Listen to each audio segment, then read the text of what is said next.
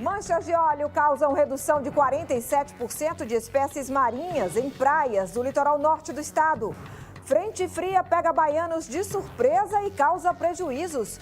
No interior, casas foram destelhadas com a força dos ventos e chegou a chover granizo na região sul do estado. Bahia perde para o Goiás e completa 8 jogos sem vencer. E no dia da Baiana de Acarajé, você vai conhecer a história da profissão que se tornou patrimônio cultural do Brasil.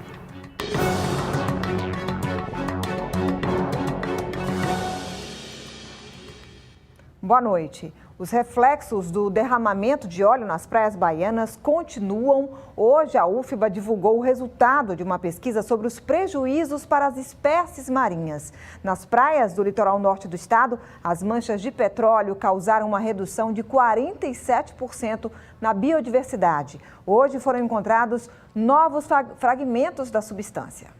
Novas manchas de óleo foram encontradas hoje no litoral da Bahia. Em Vilas do Atlântico, na região metropolitana de Salvador, o poluente apareceu na areia e entre os corais, que são fundamentais para o equilíbrio do ecossistema marinho. O avanço do petróleo preocupa pesquisadores, que analisam os efeitos da contaminação nos animais. Hoje, o Instituto de Biologia da Universidade Federal da Bahia divulgou o resultado de um estudo feito nos recifes de 4 praias. O laudo apontou que após a chegada do óleo, houve uma diminuição de 47% na biodiversidade. Nós perdemos número de espécies, nós perdemos quantidade de indivíduos vivos e registramos a doença nos corais. Quando a gente perde espécies, a gente vai ter uma perda na cadeia alimentar. Então existe toda uma sequência, né? O predador, ele tem um tipo de presa que ele se alimenta preferencialmente, né? Ou às vezes ele só se alimenta daquela presa. No momento que aquela presa desaparece no ambiente, aquele predador passa fome. E aquele outro que se alimenta desse que começou a passar fome, também vai começar a sentir falta quando a população dele diminuir. Então, com isso, você vai causando uma série de pequenos desequilíbrios que, ao se somarem, eles vão render um prejuízo para os maiores predadores, para os peixes de grande porte, que são aqueles que a gente usa na nossa alimentação. A pesquisa também mostrou que a taxa de branqueamento dos corais foi 10 vezes maior que o normal. Essa mudança de cor é um sinal de que o coral está doente e pode morrer se as condições do ambiente continuarem degradadas. Segundo o estudo, serão necessários entre 10 e 20 anos para a recuperação dos recifes atingidos no litoral norte baiano. Esse tempo pode ser ainda maior caso novas manchas de óleo apareçam. Os corais reproduzem a cada 2 anos e o óleo chegou justamente no período de reprodução. Então, nós temos um prejuízo muito grande para todos os animais que moram ali, especialmente para os corais, que são também muito sensíveis à chegada de qualquer agente químico. A análise foi feita com material recolhido em outubro e comparada com os dados do monitoramento realizado na área desde 1995. A Polícia Federal cumpriu hoje mandados de reintegração de posse de terra nos municípios de Juazeiro e Casa Nova, no norte do estado. 700 famílias foram retiradas do local e levadas para um acampamento. A operação começou nas primeiras horas da manhã. Um ônibus foi usado para transportar os integrantes do MST e objetos pessoais. Cerca de 700 famílias de trabalhadores rurais moravam no lugar desde 2012. A área, com 1.727 hectares, pertence à Condevasp, que vai implantar no local o projeto Salitre de Irrigação. Um motorista alcoolizado e sem habilitação foi preso pela Polícia Rodoviária Federal na BR-020, no município de Luiz Eduardo Magalhães, oeste do estado. Ele desobedeceu ordem de parada da fiscalização e foi perseguido pelos policiais por quase meia hora.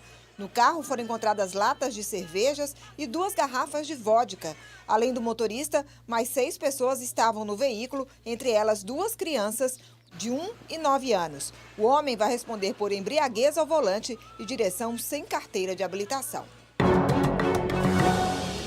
Morreu na madrugada deste domingo no Hospital Geral do Estado a 4ª vítima da queda do avião em Maraú, no Baixo Sul da Bahia.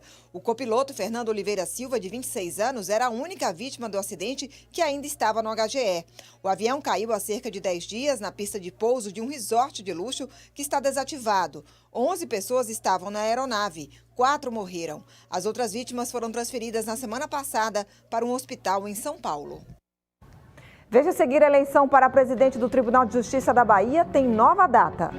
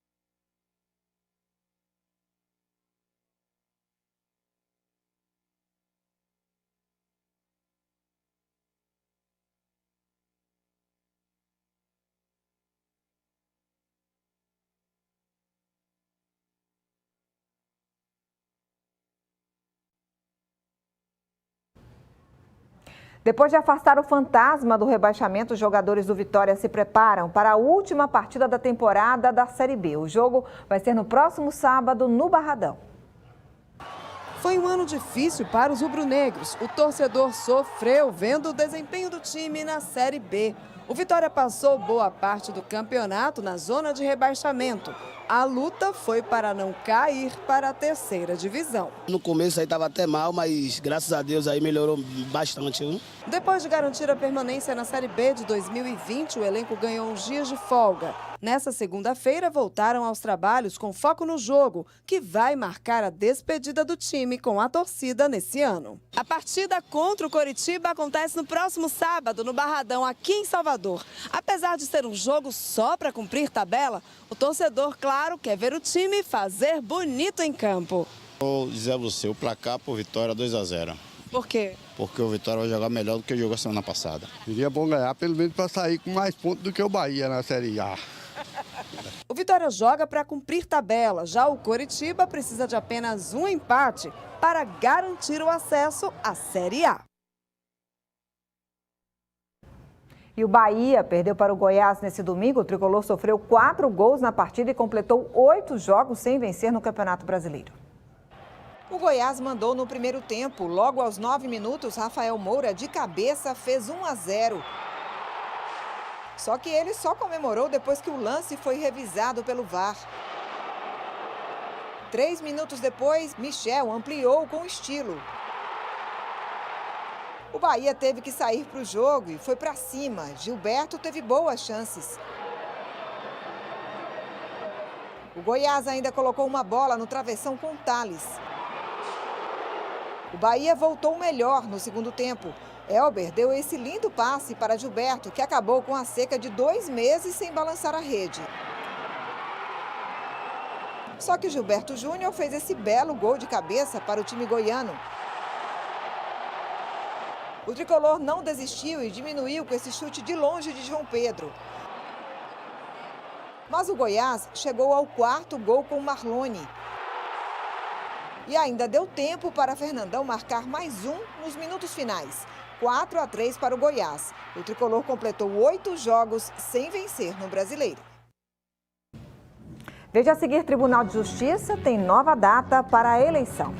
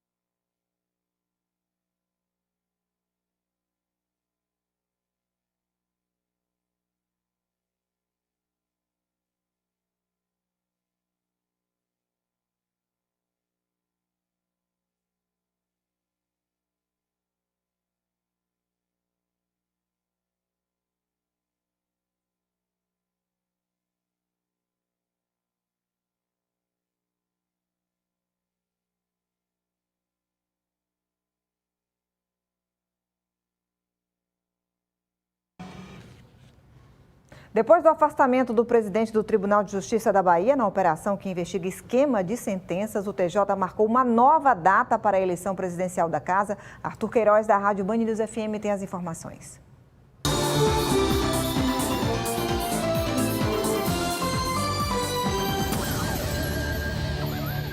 Oi, Arthur, boa noite. Quando será? Qual é essa nova data para a eleição do TJ? Oi, Carol, boa noite. Boa noite para quem acompanha o Band Cidade. Vai ser nesta quarta-feira, Carol. Somente amanhã vão ser divulgados aí os nomes dos concorrentes, dos novos concorrentes. Entre os antigos estavam os desembargadores José Oligário Monção e também Maria da Graça Osório, que foram suspensos por 90 dias após a Operação Faroeste, que foi deflagrada pela Polícia Federal e que investiga um esquema de venda de sentenças no oeste da Bahia. Além deles dois, foi suspenso também o então presidente do Tribunal Regional Eleitoral aqui da Bahia, desembargador Gessivaldo Brito, que foi substituído pelo desembargador Augusto de Lima Brito. Inclusive, Carol, no sábado de manhã foi preso o juiz Sérgio Humberto de Quadros Sampaio, da 5ª Vara da Comarca de Substituições aqui de Salvador, por envolvimento nesse esquema. Ele que foi substituído pelo juiz... enfim, foi substituído porque foi preso diante dessa operação toda. E a partir da deflagração dessa operação, o Conselho Nacional de Justiça também passou a investigar a conduta dos desembargadores e também dos juízes do Tribunal Regional Eleitoral aqui da Bahia. A gente continua acompanhando todo o desenrolar dessa operação e conta os detalhes aqui na programação da Band News FM. Carol. Tá certo, Arthur. Obrigada. Boa noite para você. Boa noite. O dia de chuva pegou os soteropolitanos de surpresa hoje e a previsão é que o tempo fique fechado, pelo menos até amanhã. O repórter Ramon Ferraz tem mais informações. Boa noite, Ramon. Boa noite, Carol. A Defesa Civil de Salvador registrou até as 4h30 da tarde 40 ocorrências. Entre elas, 2 alagamentos de imóveis e 15 ameaças de desabamento. Além disso, uma árvore caiu. Não há registro de pessoas feridas. Na Cidade Baixa, o Largo da Calçada, em frente à estação de trem, ficou alagado, um problema recorrente por lá. A chuva também complicou a rotina de pessoas em Amaralina, no Rio Vermelho e na Federação. A travessia Salvador-Mar Grande está suspensa por causa do mau tempo na Baía de Todos os Santos. Quem vai para Morro de São Paulo precisa fazer uma conexão na ilha de Itaparica e seguir um pedaço do trecho pela rodovia. A média esperada para todo o mês de novembro é de 106 milímetros de chuva, mas só hoje a média acumulada chegou a 42 milímetros em alguns pontos de Salvador, como em Pituaçu, de acordo com a Codesal. Também choveu bastante no Cabula e em Monte Serra, onde choveu 39 milímetros. Uma frente fria que avança pela região leste da Bahia é uma das responsáveis pelas chuvas. Em caso de emergência, o telefone da Defesa Civil é o 199. É com você, Carol. Obrigada, Ramon. E no interior do estado também choveu forte em praticamente todas as regiões. Teve até chuva de granizo. Na cidade de Nilo Peçanha e Ibirataia, na região sul, os moradores foram surpreendidos no domingo à noite por uma chuva de granizo. Neste vídeo feito por celular é possível ver as pedras de gelo caindo sobre os carros. Já em Taberaba, no centro-norte do estado, o céu ficou carregado de nuvens, mas choveu pouco. O que surpreendeu foi um forte vendaval que deixou as ruas praticamente vazias. Esta casa teve parte do telhado arrancado pela força dos ventos, que chegaram a 77 km por hora. A média normal é de 10 km por hora. Ainda choveu forte nas regiões sudoeste e centro-oeste do estado. De acordo com o Instituto Nacional de Meteorologia, as chuvas são comuns nesse período. Mas, além disso, uma frente fria instalada no oceano aumenta a probabilidade de temporais. Veja a seguir no Dia da Baiana de Acarajé, a história e os segredos da profissão que se tornou patrimônio cultural do Brasil.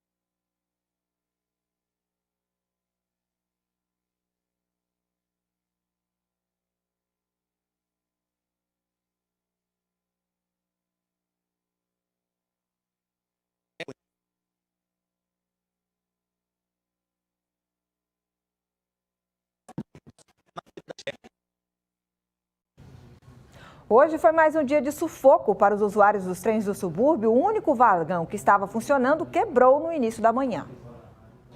Estações fechadas. Esta foi a cena que muitas pessoas encontraram hoje de manhã no sistema de trens do subúrbio. O único vagão que estava funcionando parou e foi retirado para manutenção. Por que não avisou com antecedência? Já que ontem foi domingo e o trem não funciona. Aí hoje acaba a população sendo surpreendida com essa situação ruim, né? Na estação Paripe, um papel colado na entrada informava aos passageiros que não havia expectativa de quando o sistema iria voltar a funcionar. Por isso, muitos pontos de ônibus da região do subúrbio ficaram cheios na manhã de hoje.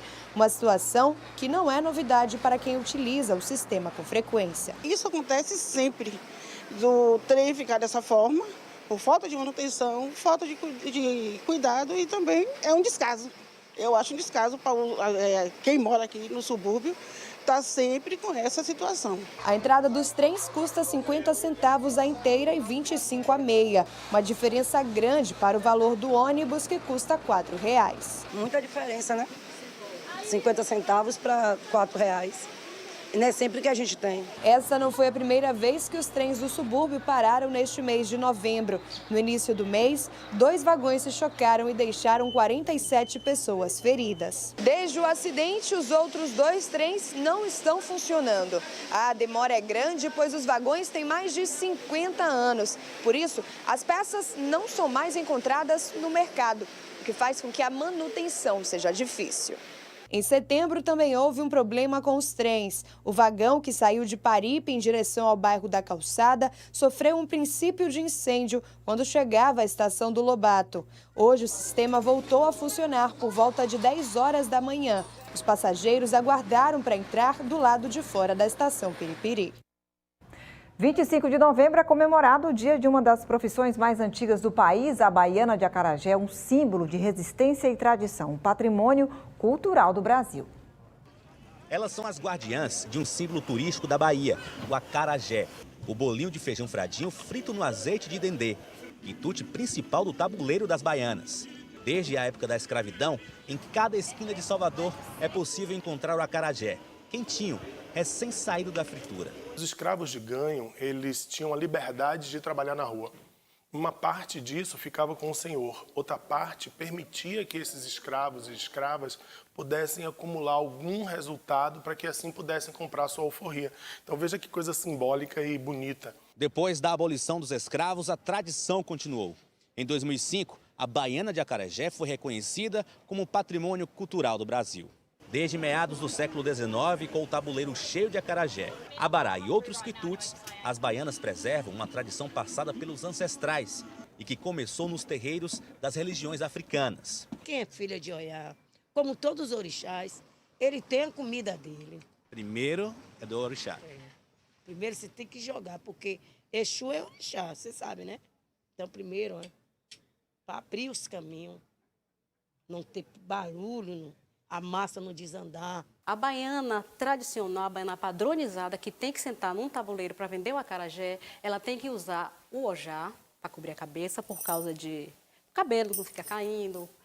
Tem que usar a bata, o camisu, o pano da costa, muito rico, muito bonito, a saia e uma calça, que chamamos de calçolão. Elas sobem as ladeiras estreitas do Pelourinho com saias rodadas, roupas de rendas, balagandãs e turbantes, sem perder o sorriso. E são um dos cartões de visita da culinária baiana, mas também símbolo de resistência da cultura africana, uma das primeiras ferramentas de libertação do povo negro no nosso país. Esse ano, o Dia da Baiana de Acarajé foi comemorado no final de semana. Uma missa na Igreja do Rosário dos Pretos emocionou baianos e turistas.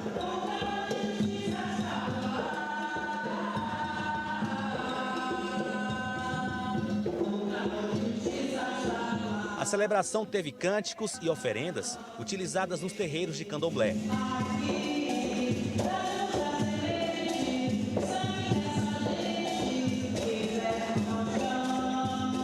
Ouvir os tambores dentro da igreja, né? Para mim tem uma importância, tem um significado, é simbólico. Essa daqui fortalecida por essa espiritualidade. A Associação Nacional das Baianas de Acarajé estima que cerca de 7.000 pessoas vivem desse trabalho só na Bahia. Mesmo sendo um dos mais antigos ofícios exercidos no país, só em 2017 que a atividade foi oficialmente reconhecida como profissão e incluída na classificação brasileira de ocupações. Com isso, a categoria passou a ter finalmente todos os direitos de um trabalhador formal. Mas a luta não para por aí. E os municípios, não só da Bahia, mas de todos os estados do Brasil, reconheçam que na sua cidade tem baiana de acarajé e as respeite e dê a elas um ponto para que elas possam trabalhar. Porque é do tabuleiro que elas sobrevivem e nós movimentamos a economia do país.